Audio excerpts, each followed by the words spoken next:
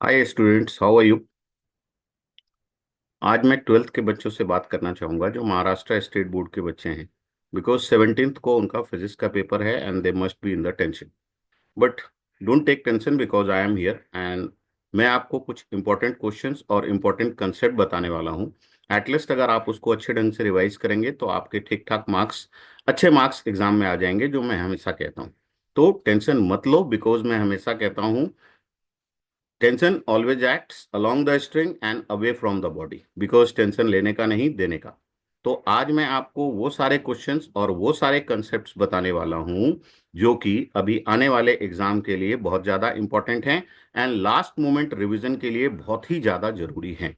तो मेरी आप सबसे रिक्वेस्ट है कि मैं जो भी पॉइंट्स बताऊं उसको आप ढंग से रिवाइज करने की कोशिश कीजिए। तो मार्क्स आपके जरूर अच्छे आएंगे और मुझे पूरा विश्वास है कि आप अच्छे मार्क्स लेके आएंगे। अब थोड़ा ध्यान दीजिए, मैं चीजों को कैटेगराइज कर रहा हूं। अभी तीन प्रकार के बच्चे हैं। एक बच्चा ऐसा है जिसका 90-95% के करीब सारा कुछ रिवाइज करके हो गया है, सिर्फ 5% की चीजें बची हैं। एक बच्चा ऐसा है जिसका 60% के आसपास हो गया है, 40% के आसपास की चीजें बची हुई है। और एक थर्ड कैटेगरी ऑफ बच्चा ऐसा है जिसका सिर्फ 30% 40% प्रिपरेशन हुआ है, बट 60% या 50% के आसपास उसकी प्रिपरेशन बची हुई है। तो मैं तीनों प्रकार के बच्चों के लिए एक मूल मंत्र आपको बता रहा हूं जिसको आपको फॉलो करना है। मैं जो भी टॉपिक की आपको लिस्ट दूंगा, जो भी टॉपिक की लिस्ट आपके साथ शेयर करूंगा, उसके थ्रू आपको गो थ्रू करना है और एटलीस्ट उन पॉइंट्स को रिवाइज करके जाना है और उससे रिलेटेड फॉर्मूले रिवाइज करके जाने हैं। तो आपको सर्टेनली अच्छे मार्क्स आपके एग्जाम में मिलेंगे और मैं उम्मीद करता हूं कि आप ऐसा करेंगे तो you will surely get good marks in the examination. Now without wasting the time let's start कि हमें क्या क्या रिवाइज करना है। तो रिवीजन के लिए मैंने टॉपिक्स को तीन पार्ट में क्लासिफाई किया है। बच्चों ध्यान से सुनना, मैंने टॉपिक को तीन पार्ट में क्लासिफाई किया है।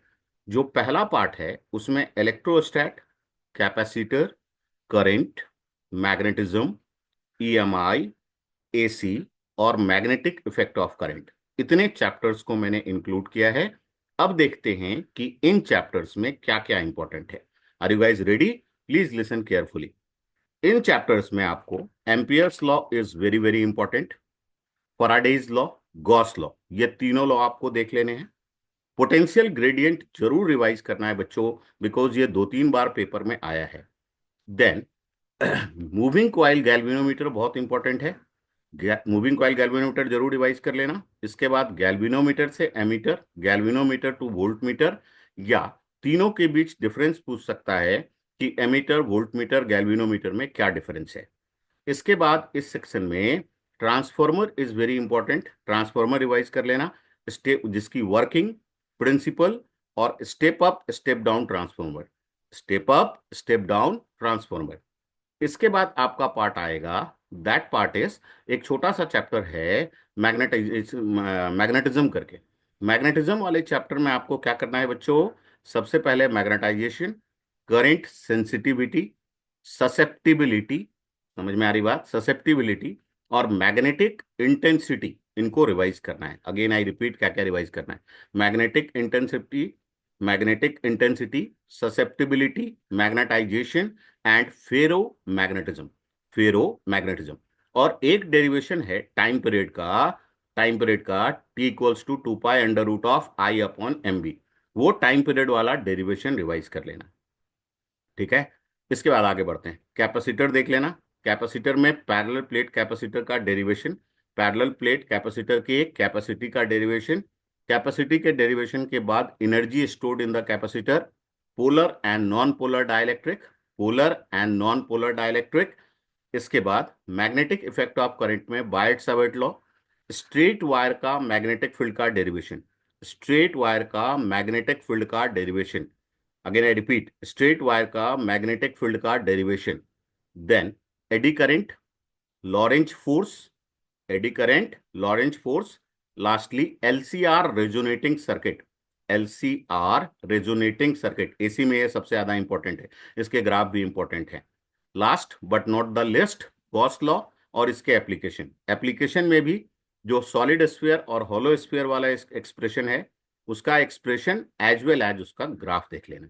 अब बच्चे जो जो टॉपिक्स का मैंने नाम लिया है, इन्हीं टॉपिक से रिलेटेड फॉर्मूले एक बार को अच्छे ढंग से देख लीजिएगा, तो आपका एक बहुत बड़ा पार्ट जो है वो आसानी से रिवाइज हो जाएगा। अब हम बढ़ते हैं पार्ट 2 की तरफ। अब हम जाते हैं पार्ट 2 की तरफ। Let me allow to start part 2। Part 2 में मैंने पूरा मैकेनिक्स रखा है, मैकेनिक्स के सारे टॉपिक रखे हैं, सिर्फ वेव ऑप्टिक्स और मॉडर्न फिजिक्स को छोड़ के। किसको छोड़ के? वेव ऑप्टिक्स और मॉडर्न फिजिक्स। तो सेकेंड पार्ट में हम लोग मैकेनिक्स की बात करते हैं। तो are you guys ready? Please start and note down. Angular momentum conservation ध्यान रखना है। एंगुलर मोमेंटम कंजर्वेशन ध्यान रखना है। जो फ्लूइड वाला पार्ट है उसमें लैपलास लॉ में सरफेस टेंशन वाला एक एक्सप्रेशन है, उस सरफेस टेंशन वाले एक्सप्रेशन को ध्यान रखना, जरूर पूछेगा, बहुत बार पूछा है। दूसरा, सरफेस टेंशन और सरफेस एनर्जी के बीच का जो रिलेशन है, that relation is really very important. फिर रोटेशन में जो बैंकिंग वाला पार्ट है, दैट इज इंपॉर्टेंट। बैंकिंग के बाद काइनेटिक एनर्जी रोटेशन के कारण, ट्रांसलेटरी के कारण, प्योर रोलिंग के कारण, that part is important. Then इसी चैप्टर में parallel and perpendicular axis theorem is very very important. Parallel and perpendicular is very very important. Then SHM वाले पार्ट में differential equation of SHM, differential equation of linear SHM, ठीक है। फिर moment of inertia क्या होता है, इसकी definition पूछ सकता है।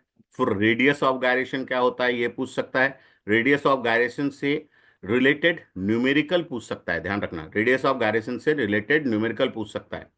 फिर सर्कुलर मोशन वाले पार्ट में टेंशन जो हाईएस्ट पॉइंट पे है और टेंशन जो बॉटम मोस्ट पॉइंट पे है, उन दोनों का डेरिवेशन पूछ सकता है।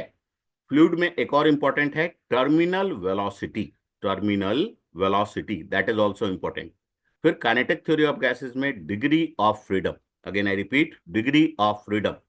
Spectrum of black body, spectrum of black body radiation. इसके बाद जितने भी लॉज हैं, गैस लॉज हैं, चार्ल्स हो गया, बॉयल्स हो गया, जो भी लॉज हैं, उन लॉज को देख लेना।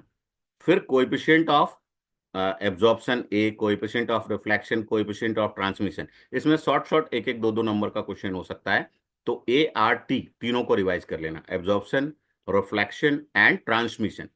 आफ्टर दैट स्टीफेंस लॉ देख लेना, विंस डिस्प्लेसमेंट लॉ देख लेना, स्टीफेंस लॉ देख लेना, विंस डिस्प्लेसमेंट लॉ देख लेना, ठीक है।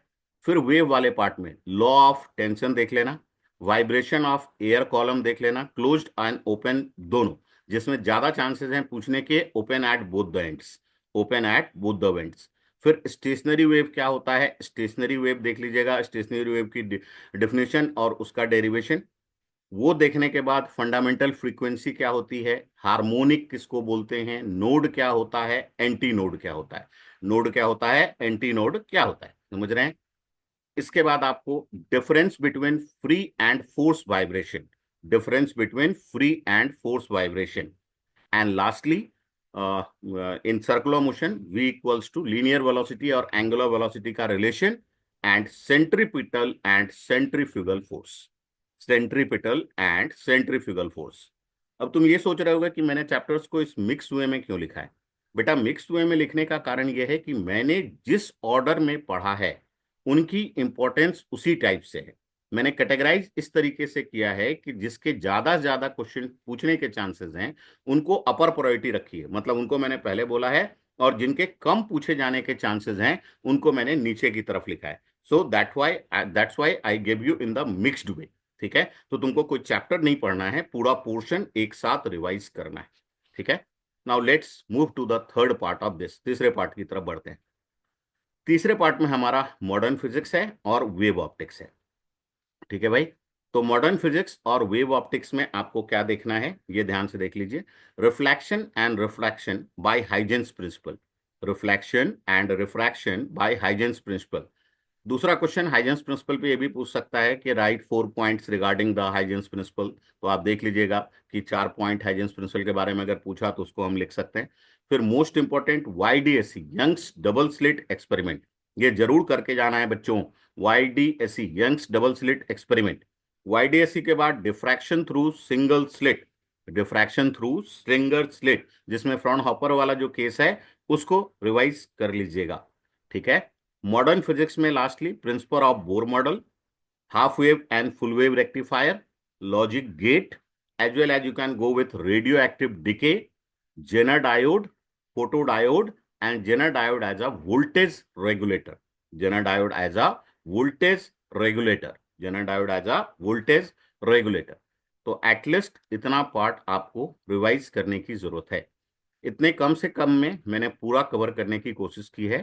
प्लीज फॉलो द सीक्वेंस, जिस सीक्वेंस में मैंने दिया है, और अच्छे से रिवाइज करने का प्रयास करो। और इन्हीं से रिलेटेड फॉर्मूलों की एक लिस्ट बना लेना। इन्हीं से रिलेटेड फॉर्मूलों की एक लिस्ट बना लेना। उन्हीं फॉर्मूलों पे डायरेक्ट तुम्हारे क्वेश्चंस होंगे जो तुम आसानी से सॉल्व कर सकते हो।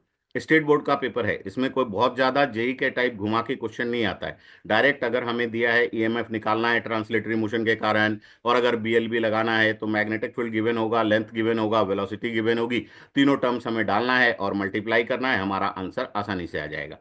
तो बेटा मैं उम्मीद करता हूं इन टॉपिक्स को आप अच्छे ढंग से रिवाइज करेंगे, और एग्जाम में मैं 100% श्योर हूं कि आप अच्छा परफॉर्म करेंगे।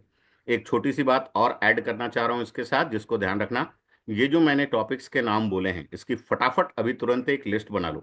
और जिसकी पूरी तैयारी हो या कम तैयारी हो या जैसा भी हो, कोई बात नहीं है।